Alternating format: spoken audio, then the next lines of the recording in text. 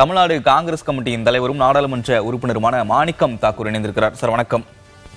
வணக்கம். அனைத்து கட்சி எம்பிக்கள் கூட்டத்தை தாவேக கூட்டி இருக்கிறது. திமுக, அதிமுக உள்ளிட்ட பிரதான கட்சிகள் புறக்கணிப்பதாக அறிவித்திருக்கிறார்களே. வணக்கம். இது தாவேக கூட்டல முதலமைச்சர், தமிழ்நாட்டினுடைய முதலமைச்சர் கூட்டியிருக்காரு. தமிழ்நாட்டினுடைய முதலமைச்சரா இருக்கவங்க நாடாளுமன்ற உறுப்பினர்களை கூப்பிட்டு முதல் முறையாக ஒரு இப்படிப்பட்ட கூட்டம் நடப்பது என்பது வரவேற்கத்தக்கது. இது பல மாநிலங்கள்ல இது பழக்கம் இருக்கு. தெலுங்கானாலையும், ஆந்திராலையும், கர்நாடகாவிலையும், கேரளாவிலையும், மகாராஷ்டிராவிலையும் கட்சிகளை தாண்டி நாடாளுமன்ற உறுப்பினர்களை கூப்பிட்டு அவர்களோடு கூட்டம் போட்டு அவர்களுடைய கருத்துக்களை கேட்டு டெல்லியில அவர்கள் தான் தமிழ்நாட்டினுடைய பிரதிநிதிகளா குரல் கொடுக்கணும் அப்படிங்கிறதுனால உருவாக்கப்பட்ட ஒரு நிலை. அது தமிழ்நாட்டுல நான் 12 வருஷம் ஆச்சு எம்பி ஆகி முதலமைச்சர்களை பார்த்தாச்சு. முதல் முறையாக அனைத்து கட்சி நாடாளுமன்ற உறுப்பினர்களையும் ஒரு இஷ்யூ கூப்பிட்டுருக்காங்க. இது நல்ல முயற்சி, இது தொடரணும். என்னை பொறுத்த மட்டும் இது ஒரு முதலமைச்சர் நாடாளுமன்ற உறுப்பினர்களை கூப்பிட்டு தமிழ்நாட்டினுடைய ஒத்த கருத்தோடு உருவாக்குவதற்கான ஒரு முயற்சியை வரவேற்கிறேன். சார், அதே உயிர் நாடி ஜீவாதார பிரச்சனை தானே காவிரி, மேகதாது போன்ற விஷயமும். அதுல ஏன் கூட்டல அப்படின்ற ஒரு குற்றச்சாட்டையும் முன்வைக்கிறாங்கல்ல. உனக்கு கூட்டுறது எதுக்கு கூட்டி இருக்கமோ அதுக்கு வரணும். முதல்ல அதுல பங்கெடுத்துட்டு அந்த மீட்டிங்ல சொல்லலாம்ல, அதுக்கும் கூட்டணும். அது டெல்லியில போய் நம்ம போய் பார்க்கணும், டெல்லியில போய் பார்த்து எம்பிக்கள்லாம் போய் பார்க்கணும்னு சொல்றது வேற. அந்த கூட்டத்துக்கே வரமாட்டேன், நான் பள்ளிக்கூடத்துல கிளாஸ் கட்டடிச்சிருவேன் அப்படின்னு சொல்லி சொல்றதுங்கிறது வேற.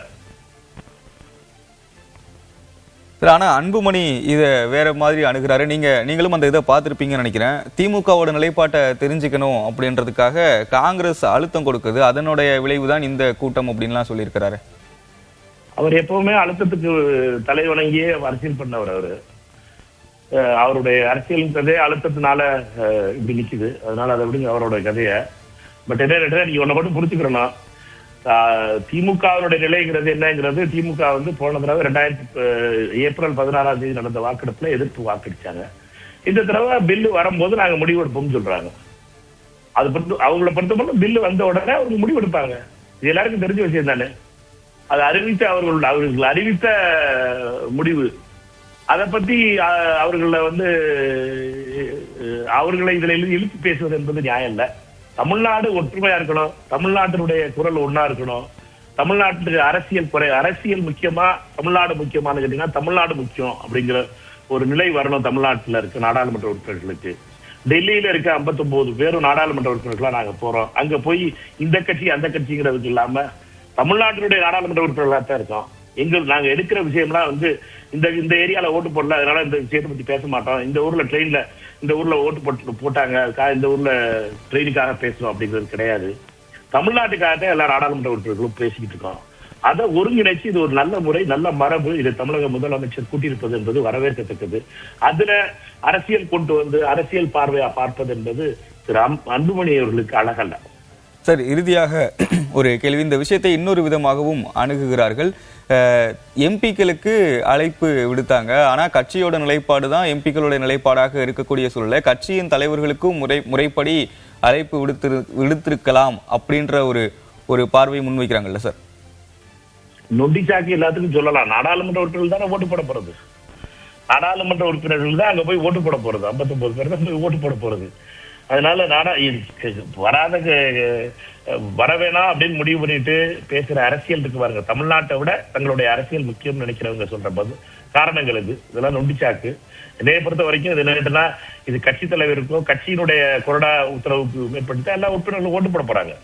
அதுல எந்த ஒரு மாற்றமும் இருக்க போறதில்லை. அதனால நாடாளுமன்ற உறுப்பினர்களுடைய கருத்தை கேட்டு ஒரு நிலை எடுக்கணும்னு தமிழக முதலமைச்சர் முடிவு பண்ணிருக்காரு. அதுக்காக தலைமைச் செயலாளருடைய அழைப்பு வந்திருக்கு. இது ஒரு கட்சியினுடைய அழைப்பு கிடையாதுல்ல, இது தலைமைச் செயலாளருடைய அழைப்பு.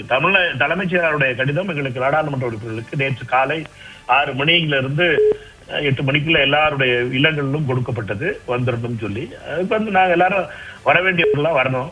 இதுக்கு அதிர்ச்சியில இப்படி ஒரு முதல் கூட்டம் நடக்குது, நம்ம போய் எக்ஸ்போஸ் ஆயிடுவோம் அப்படிங்கிறது நினைக்காம வரணும். இப்ப சட்டமன்றத்துக்கு போறாங்கல்ல எல்லாரும், சட்டமன்றத்துக்கு யாரும் போகாம இருக்காங்களா? முதலமைச்சர் தான் அங்க இருக்காரு, அமைச்சர்களும் அங்கதான் இருக்காங்க, எல்லாரும் போயிருக்கும் போது அது மாதிரி தான் இது ஒரு கூட்டம். கூட்டத்துல வர்றதுல என்ன இருக்கு? வர்றதுக்கு அதுக்கு காரணங்கள் சொல்வது என்பது, அதுவும் நொண்டிச்சாக்கா சொல்வது என்பது சரியல்ல. தமிழ்நாட்டை நல்ல மரபை தொடங்கி இருக்காரு தமிழக முதலமைச்சர் திரு விஜய் அவர்கள். அதை வரவேற்கிறேன், அதை தொடரணும். பல விஷயங்களுக்கும் என்னை கேட்டீங்கன்னா ஒவ்வொரு செஷனுக்கு முன்னாடியும் கூட்டத்தொடருக்கு முன்னாடியும் இப்படி அனைத்து கட்சி நாடாளுமன்ற உறுப்பினர்களையும் அழைத்து தமிழ்நாட்டினுடைய பிரச்சனைகளை பற்றி பேசுவதற்கு தமிழக அரசு என்ன நினைக்குது, என்னென்ன பிரச்சனைகள் பெண்டிங்ல இருக்கு, மெட்ரோ பெண்டிங்ல இருக்கு, இந்த பிரச்சனைக்கு இப்படி சொல்றாங்க, ஏர்போர்ட் மதுரை ஏர்போர்ட்டுடைய பிரச்சனைகள் இப்படி இருக்கு, அதை நீங்க இப்படி கேட்கணும் அப்படின்னு சொல்லி அதிகாரிகள் மூலமா பிரசன்டேஷன் நடத்தணும். தெலுங்கானால இப்ப சமீபத்துல தெலுங்கானா முதலமைச்சர் அது பண்ணாரு. கர்நாடக முதலமைச்சர் பல விஷயங்களுக்கு பண்ணிக்கிட்டு இருக்கு. கர்நாடகால அது ஒரு பழக்கம் இருக்கு அவங்களுக்கு. அவங்க அமைச்சர்களே கூப்பிடுவாங்க, மத்திய அமைச்சர்களே எந்த கட்சியை சார்ந்த மத்திய அமைச்சர்களா இருந்தாலும் அந்த கட்சியில இதுல மீட்டிங்ல இருப்பாங்க. பிஜேபியுடைய மத்திய அமைச்சர்களும் அதுல உட்கார்ந்து இருப்பாங்க பாத்தீங்கன்னா. அதனால இது ஒரு நல்ல மரபு. இந்த மரபை நம்ம தவறா பேசுவது என்பது நியாயம் இல்லை சார். இந்த கூட்டத்துடைய அடுத்த கட்ட நகர்வு என்னவாக இருக்கும் சார்? கூட்டத்துல முதல்ல கலந்துக்குவோம், கலந்துட்டு என்ன முடிவு பண்றாங்கன்னு பார்ப்போம். ஓகே, கூட்டத்துல கலந்துக்கிறது தானே முக்கியம். முதல்ல கூட்டத்தை கலந்துக்குவோம். கூட்டத்துல எல்லாரும் சேர்ந்து தானே முடிவு பண்ண முடியும். நான் முடிவு பண்ண முடியாது. காங்கிரஸ் கட்சி ஒரு கூட்டம் கிடையாது. இல்ல, இறுதியாக அந்த தொகுதி மறுவரை வேண்டாம் அப்படின்றதே முடிவாக இருக்க முடியும். அதுக்கப்புறம் என்ன நடவடிக்கை அப்படின்றது கூட்டத்துல முதல்ல கலந்துக்கிறோம். கூட்டம் முடிஞ்ச உடனே கேட்க வேண்டிய கேள்வி முதல்ல கேக்குறீங்களே நீங்க. ஓகே, நன்றி சார். கலந்து கொண்டு விரிவான பார்வை முன் வச்சதுக்கு நன்றி. நன்றி.